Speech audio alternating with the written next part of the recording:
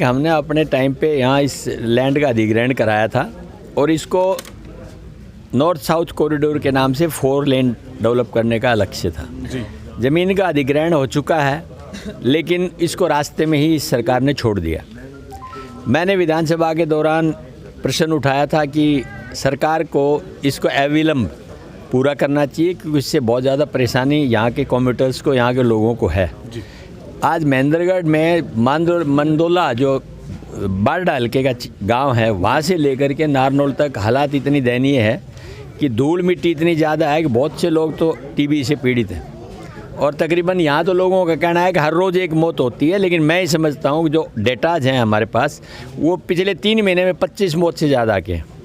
ये परिस्थिति इतनी घातक है, सरकार को इस पे समय रहते हुए बात करनी चाहिए। मैंने विधानसभा में प्रश्न उठाया था, फिर भी लगाया मैंने, अब आने वाले विधानसभा स्तर में भी दोबारा पेश किया है मैंने। और हम चाहते हैं कि सरकार इसको तुरंत प्रभाव से करे। अभी मैंने अधिकारी से बात की है, उन्होंने ये आश्वासन दिया है कि हम अगले 3-4 रोज़ के अंदर यहाँ पर कम से कम धूल का जो उड़ने का प्रोग्राम है उसको रोकने के लिए कुछ प्रयास करेंगे।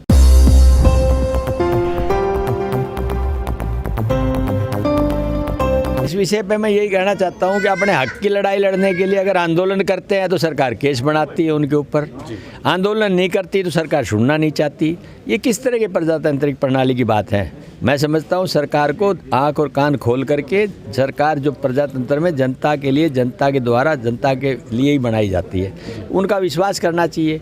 और इनको तुरंत प्रभाव से, जिन समस्याओं से आज आम आदमी पीड़ित है, इनको तुरंत निदान करना चाहिए।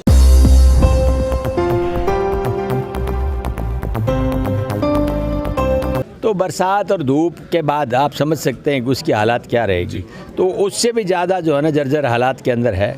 एक तरफ तो ये पूरा हरियाणा जो है ना किसानी पर निर्भर करता है, कहा जाता है कि there is no culture in Haryana except agriculture.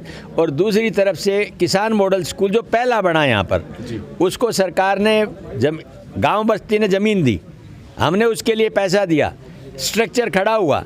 इस सरकार ने आज तक उसके ऊपर पूरा करके कार्रवाई को शुरू नहीं करवाया।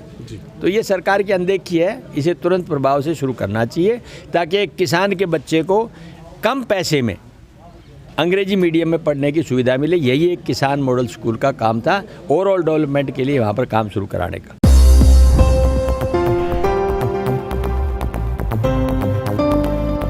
पहले तो मेरा सवाल है यहाँ इन 15 गाँवों की पानी की समस्या का। आज कुछ भी कहें, हमारे यहाँ पानी पीने के लिए बड़ी मुश्किल से जुटा पाते हैं। सिंचाई के बारे में तो हम सोच ही नहीं पाते। आप ये देखिए कि जब पीने के लिए पानी की परेशानी रहेगी तो आर्थिक स्थिति उन किसानों की क्या रहेगी। बहुत से किसान यहाँ पर इन गाँवों में से पलायन करने पे मजबूर हो गए, जो राजस्थान और दूसरे सटे हुए इलाके में जहाँ पानी उनको नज़र आता वहाँ जाने के लिए तैयार हुए। तो ये हमारा दुर्भाग्य है कि सब कुछ होते हुए भी सरकार के पास पानी की व्यवस्था हम नहीं करा पाए। तो मेरा पहला लक्ष्य रहेगा पानी, दूसरा रहेगा बिजली, और तीसरा रहेगा बेरोज़गारी। यहाँ के बच्चों में इतना कैलिबर है जो मैं समझता हूँ कि शायद ही कहीं हो। और उन बच्चों को अपने ग्रेजुएशन और पूरी क्वालिफिकेशंस करने के बाद जब रोज़गार नहीं मिलता तो दर दर की ठोकरें खा के फ्रस्ट्रेशन की तरफ जाते हैं। और जब फ्रस्ट्रेटेड कोई व्यक्ति होता है तो किस तरह की विकृतियाँ उसके माइंड में आती हैं, ये आप अंदाज़ा लगा सकते हैं। इसलिए हम चाहेंगे कि सरकार इस क्षेत्र के लिए विशेष ध्यान दे, पानी, बिजली का और रोज़गार का।